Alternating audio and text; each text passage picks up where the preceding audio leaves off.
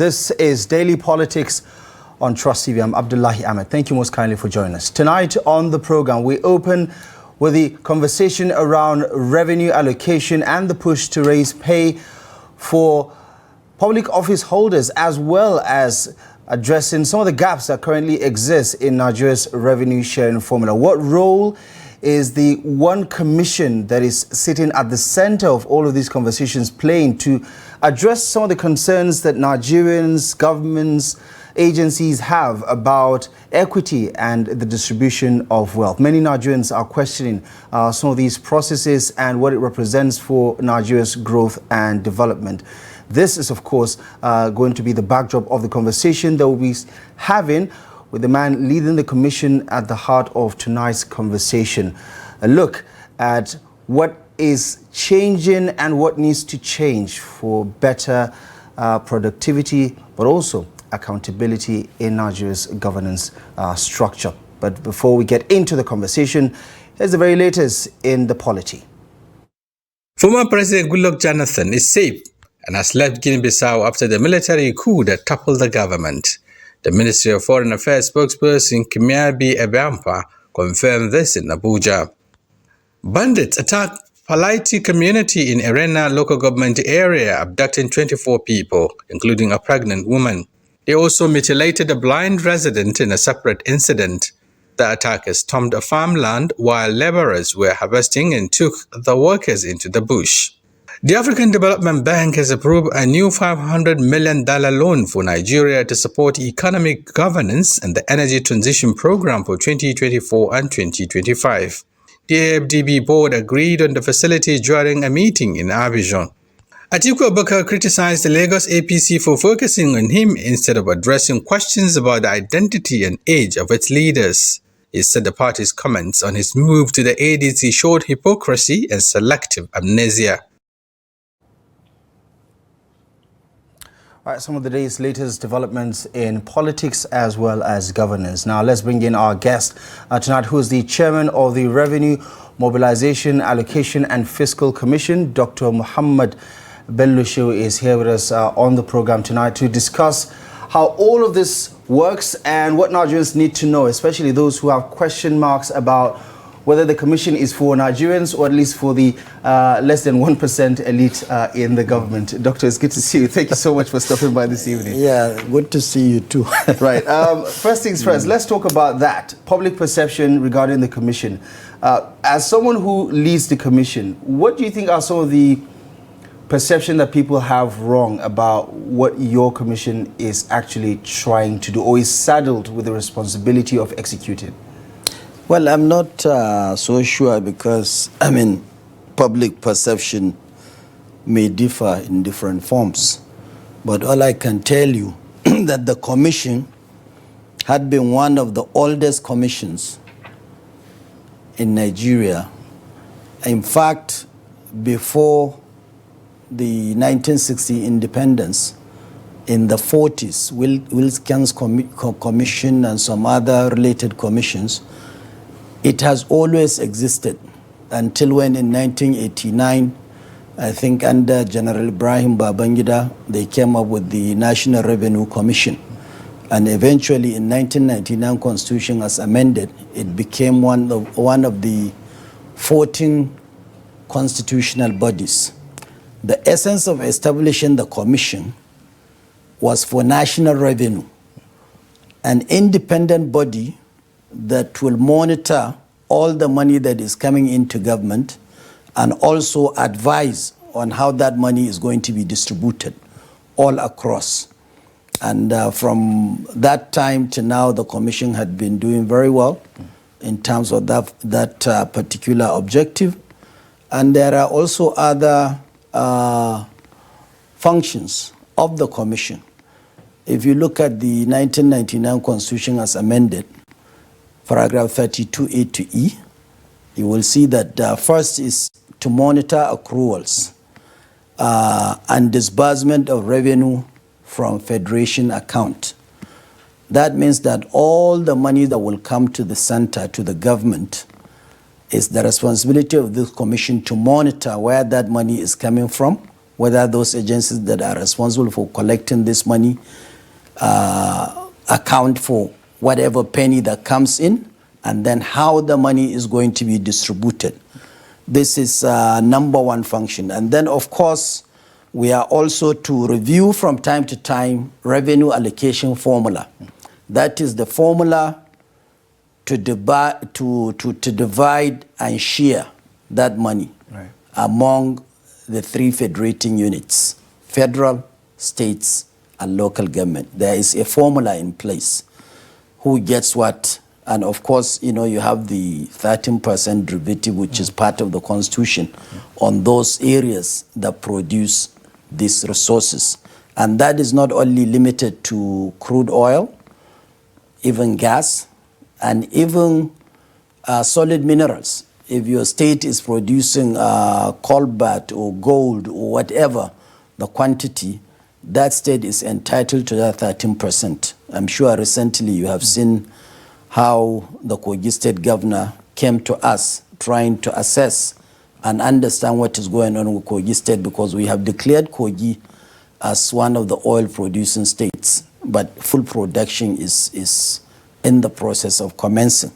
And also to advise the federal and states on how best to, on fiscal efficiency and method by which their revenues can be increased for development. And the other function is to determine the remuneration appropriate for political office holders, not public, not every worker, just political office holders. Right. President, governor, senator, member of House of Reps, DGs of governmental parastatals. And if you look at Section 84 of the Constitution and Section 124, the judiciary, from the High Court judges, Supreme Court judges, the appellate, all these courts, it's our responsibility to determine what is going to be their pay. And give us an idea as, you know, how many years it takes for these reviews to take place. Because recently in the news, Nigerians have been expressing their concerns that, listen, a lot of families are bending over backwards trying to put food on the table. Yeah. Now is not the time to increase salaries for presidents, ministers, and all these high-profile people who many Nigerians believe can actually take care of themselves without any sort of increment in their monthly salaries. How? And why do you say so? Why do Nigerians think like that? Political office holders in Nigeria, I'm going to say this, and I know tomorrow I will have a lot of backlash from other people, but Nigerian political office holders are some of the least paid public officials in terms of what they take home.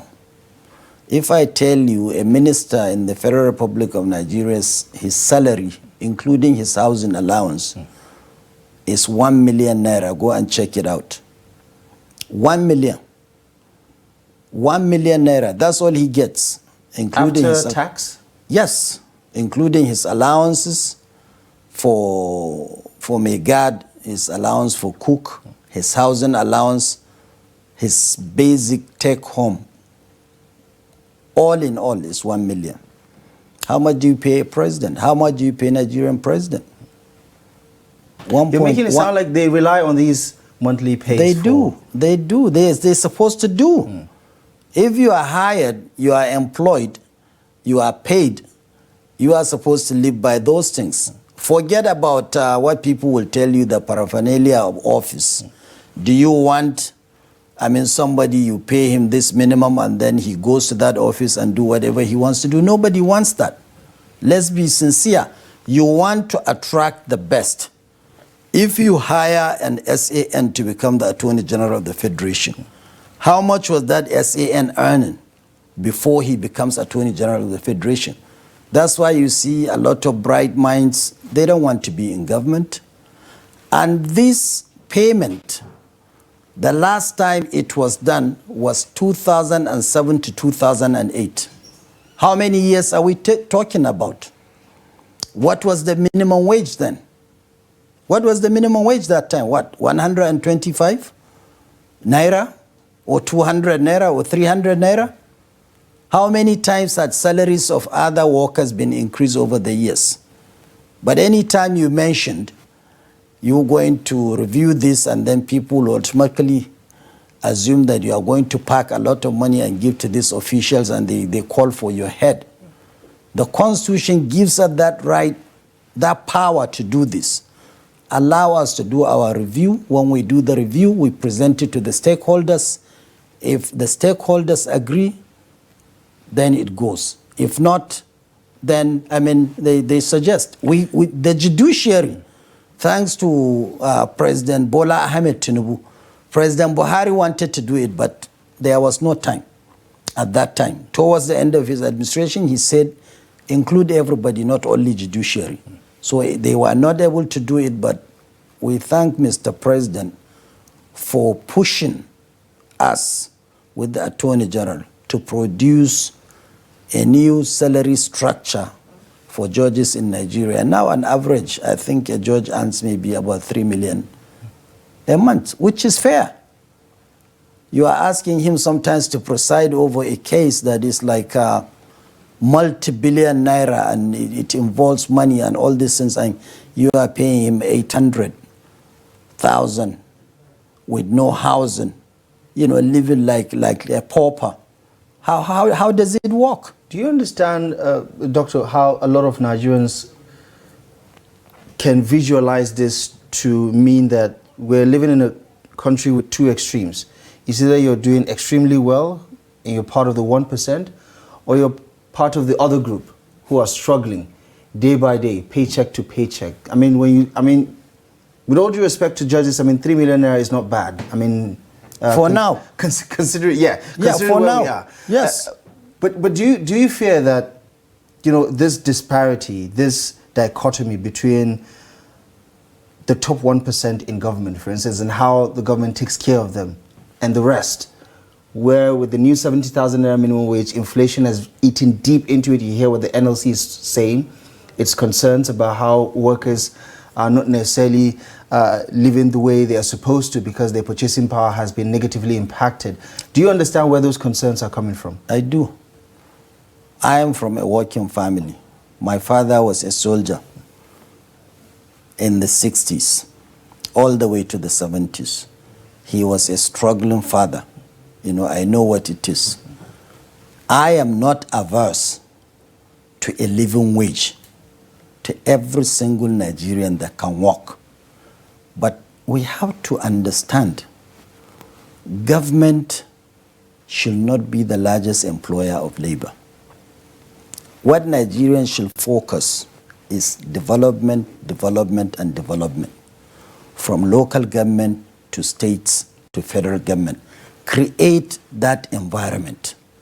Like the government is trying to do infrastructure, rail lines, this. You open up the spaces for businesses. Let people go and do. If you look at many of the countries that, whether it's India or China or US, that we like to give examples, even places like Kenya or Rwanda, the largest employer of labor is the private sector, not government. And you cannot regulate what the private sector will pay somebody. There are many people that are working in the banks today in Nigeria. If you hear the salary of a bank manager or a bank CEO, you will think that is outrageous. Some take home like 30 million, that's a fact. So Nigerians, including the labor, should focus on how best these people that are elected to organize the society whereby they can open it up for more businesses, more manufacturing, more private sector destined to thrive. If you have that, people are not going to be worried that I have to go to local government and look for a job, or I have to go to federal government to look for a job, because the number of people that are going to work in these places is limited. You understand? Right. So, labor should be very creative in trying. I understand, they are concerned about the welfare of the worker, which is good and fine, but they should be concerned about what is it that can make Nigerian worker more productive. Like the removal of this subsidy that was done. why did states did not provide some kind of effective modern transportation in various places to assist? If you go to Brazil, you go to UK, you think without the rail and the public bus and things like that, you think the workers in those places will be able to live comfortable life? No. Not everybody that has a car needs to drive into Abuja. Just walk. He burns fuel, he burns his money. But if you have effective transportation system, even if you have to subsidize that transportation system, you're going to see how the productivity of the worker will grow. Right. Okay. 3 million for judges. What is Mr. President going to take under this new structure? We have not, we will soon conclude our review, or we are almost concluding it. And once we do that, we are going to present it to Mr. President, to his Attorney General. They will examine critically and come to a decision whether it goes forward, whether they reject it, whether they accept it. But what we think we will do is we will do a fair job. We have representation from every state of the Federation, commissioner, and then we have also discussed with all the experts, including even the labor. We have talked to them on some of the civil society organizations. Right. You know, and we have also compared and looked into other places like Pakistan, like Zimbabwe, like Kenya. You know, we did a comparative analysis. We look at the economy itself, whether it's affordability, if this thing were to go up, whether the system can afford it, whether states can afford it. And we have considered many, many factors and indices. And we believe that at the end of the day, that we will come up with something very fair. Right. Remember, I've said this had not been reviewed since 2008. So what you paid the minister under Omar Yar'Adua towards the tail end of Obasanjo to Yar'Adua is what you are paying him now. Remember, there was sounds like they were a bit overpaid back then. I mean, if it's still at 1 million give or take. That's what it is. That's what it is. And that was based on the value of dollar that time.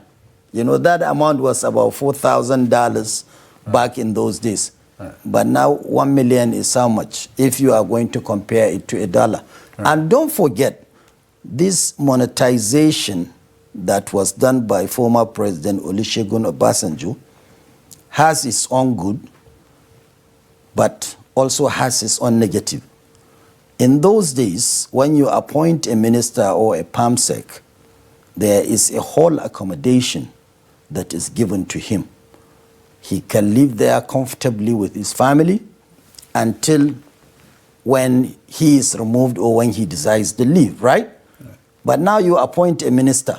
Let him come from Kogi or from Jigawa or from Taraba. Right. Let's say a university lecturer or so like that. You made him a minister. He comes to Abuja. Where is he going to stay? Yeah, but with all due respect, Doctor, a lot of Nigerians will not feel any sort of sympathy for a minister of the Federal Republic of Nigeria because most, if not all of our ministers are millionaires. No. Some would say, no. Is there even a necessity for this increase in salaries? Sincerely, our president is a billionaire. I doubt if you pay him 10 million naira a month, it's going to make any difference in his life. Well, you are saying that, but he's the president of the Federal Republic of Nigeria. Right. Pay him well for all the days. A president can be called at any moment to solve one issue or another. 24 hours. And then you pay him 1.5 million a month. Please. I knew a minister, one or two under Buhari's administration. They had to live somewhere in Mararaba to come to, because they are not millionaires. I know ministers that were practically ordinary people. They were able to be appointed as ministers. So let's be very realistic. Right. In those days, what made teachers of secondary school and teachers of universities to be the envy of the community? Because they are provided with shelter, decent one, their children attend decent school, you know, We went to school with some of them, and they prospered. They did well. You know, if you become a professor or a head of department or somewhere in university, you have a secure accommodation. With this monetization, there is no accommodation there. They have to go somewhere opposite Samaru and then to look for a place to stay. You know, don't you see there is something wrong with that? Well, I mean, not if you ask the 100 million plus people living in multidimensional poverty, they say, well, they might be new to this, but this is our everyday life for the past couple of years. But I digress. I mean, you surely can't tell us anything about the proposed numbers, but I reckon that if judges are going to take 3 million, the president is going to take somewhere around maybe 100% of that. Or not. No, you know, when we finish, right, when the president and the stakeholders accept what we present, then it will become a public knowledge. It will be debated by the National Assembly. Right. And at that time, anybody who, they usually debate this issue before the National Assembly. So it's going to be debated. Okay. And then we see what happens. Switching gears and talking about the economy, a lot of diversification by the Tinubu administration regarding revenue, because this administration has been speaking a lot in terms of its policy direction regarding revenue generation, as well as economic diversification. The new tax reform is going to kick in less than 2 months from now. We're in the last lap of November. January is just around the corner. Talk to us about how much of a game changer this is going to be and what your commission's role is going to be, because the governors had to debate a lot about the percentages going into the consideration for the new tax laws. Yeah. Well, I think overall, I mean, we have to give Mr. President, I have to say, a pass mark or an excellent, we have to give him an excellent grade with the tax reform. With the tax reform. Because what used to happen, and we have debated this, Mr. Ayodele, who was the person that coordinated all this, many experts were called, including the commission. I think it's about time for us to have that. What it means is that if, let's say you import a vehicle, custom will do the assessment. Once they do the assessment, you don't go and pay custom that money. You go and pay the National Revenue Service. That's the new body. You understand? So what that does, it eliminates a lot of issues. Because over the years, in some respects, a lot of revenues are lost using that process. This is the modern approach whereby any revenue that's supposed to come to the Federation goes into one single body. You are hired as somebody to facilitate trade. For instance, I'm giving example of customs, right? Their main role is to facilitate trades, right? Moving of goods and services across. They can make the assessment but don't take the money. Put it in one pool. The only debate that happened at that time was the issue of the sharing of VAT. There is a debate whether VAT is state revenue, whether it's a federation revenue. And then there was a little bit of shift, but the governors eventually saw the totality of the goodness in the bill, and they turned around and they supported it. Even us as an agency, we objected to a little aspect of that, and that was the area of VAT, because VAT, before VAT, it was sales tax. It was under the commission with Sylvester Ugo, under Babangida's administration, that we, the commission, advised that we should move away from sales tax to value-added tax. And so a committee was set up with late Dr. Sylvester Ugo, with members of our commission, and now we came up with that framework, and it became VAT. So we now said, before you do that, at least let's have our own input into it, and then before everybody accepted it, and eventually it was resolved. So is going to simplify and is going to, when somebody earns a certain amount, that he is not going to pay taxes in order to encourage smaller businesses to grow. It's only when they reach a certain level that they will be able to pay taxes. And then we have multiplicity of deductions, this tax, that tax. Everything had been streamlined and they were reduced, the number, so that it makes it much more simpler, and that eventually when the implementation comes in January, and with the education and the enlightenment that is taking place, right, is going to be better for Nigeria, because all the experts had concurred that this is going to even get people that don't want to pay tax to pay taxes. So 2026, according to you, is going to be a very big year as far as revenue generation is concerned. Yes, okay. yes.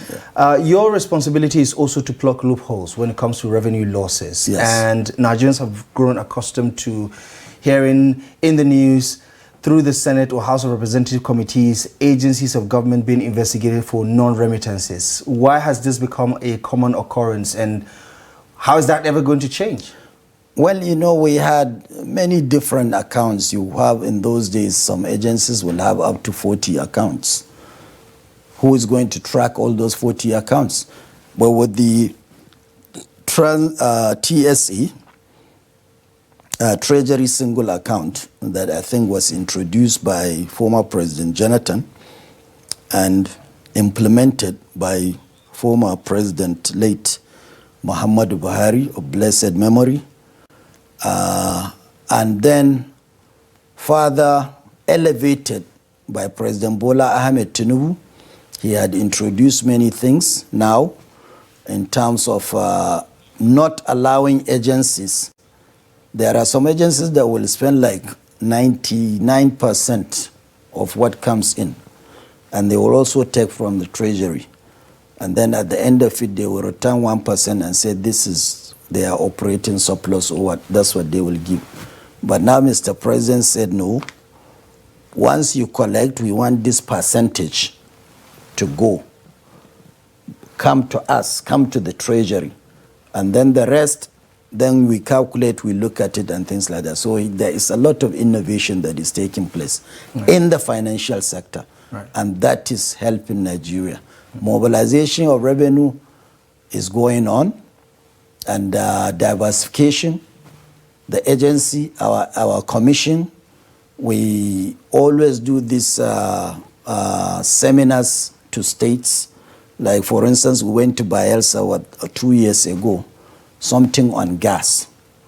We had experts made a presentation. We invited businessmen. As a result of that, some people took up the challenge and established gas plants in those particular states. So we are doing that, and we intend to go to every state of the federation and look at what is it that they have comparatively. They have an advantage. What can be done there, and what are the processes to do it? Whether you need the Bank of Industry, whether you need Bank of Agriculture, whether you need other agencies, you know, how to put everything together so that investors can go to that particular state and invest in those particular things, like Lagos and other states. You know, they are doing wonderfully well in terms of diversification of their economy. So consistent advocacy and seminars and education, because there are people with money, they don't even know where to put that money. So, but if things are broken down to them, you know, they will understand, you know. All right. Talk to us about, before we wrap things up, talk to us about two things. The 13% derivation, you talked about Kogi State. I have to ask you about Gombe and Bauchi State, who gets the derivation for Kolmani. But also talk to us about fiscal responsibility, because I don't know if you noticed, but Nigerians don't trust their governments, whether it's local, state, or federal, when it comes to being fiscally responsible. The subsidies were removed, but then we've seen record-breaking numbers in terms of loans and borrowings. The president, just a little over a month ago, boasted about meeting revenue target this year, non-oil revenue target this year. And you're also saying 2026 is going to be a big year. But earlier in the day, the Africa Development Bank just approved a $500 million loan for Nigeria with regards to electricity. Talk to us about how fiscally responsible our government at national and subnationals have been, and whether it is actually changing, because Nigerians simply don't believe that they are representatives. People in government are being responsible with the resources that that we have. I think that's a political question. It's a very political question. I wouldn't want to say something negative against governors and things like that. Yes, indeed, subsidy was removed. Money is coming in. Some of the states are getting 3-4 times what they used to get under the previous administration. But equally so, there are some states that are doing very well. I won't mention names in terms of internally generated revenue and then the programs that they are putting in those states, you know, to make the state grow. There were states that moved from the bottom of the ladder in terms of internally generated revenue and moved further up. You can look up, you know, this thing. I don't want to mention any state because I don't want one of the governors to call me and say, why are you mentioning my state and things like that. But generally speaking, without mentioning. You see, taking a loan for development is not bad. Electricity, the sector had been left to rot for many years. You and I know, I don't know how old you are, but people my generation, the sweets that we used to buy are made in either Jos or Kano. The clothes that our parents used to wear, there is alawayo, there is all type of things, you know, even the atampa, right, made in Kaduna or Ibadan or Lagos or Gusau. And that was the time when there was electricity in Nigeria. Manufacturing was happening. A nation of 230 million people, if we cannot produce enough electricity to power our industries, and we rely all the time on taking our money to China or to India or to the US to import things that we used to do here very well. I grew up with butter shoe. But how many people do you see? From when I look at you, from the only thing local about you and me is probably this. This is made abroad. Our watch, our rings, everything you can think of. Why? So until and unless we decide to have electricity in Nigeria, and I think this is what Mr. President is trying very hard. I'm sure he's taking this money to really, really improve in this sector so that we can be at par with our contemporaries like South Africa, like Egypt, right, and other countries that are doing very well. Without electricity, you cannot manufacture. Right. Just before we go, on the Kolmani 13%. On the Kolmani 13%, what the commission did was we looked at the area, we consulted Boundary Commission, we consulted the Surveyor General of the Federation, we had an inter-agency meeting and collaboration, and then we now decided to share 50-50 between the two states. Right. There is one that I think is in Bauchi, there is another one that is in Gombe, but there is one that is closer to the border of the two states. So we decided to say we share 50-50 until actual determination on where this thing is located. Dr. Mohammed Shehu, as much as I would love for us to continue, that's all the time we have for now. Thank you so much for stopping by this evening. I appreciate you for the analysis. Thank you. Right.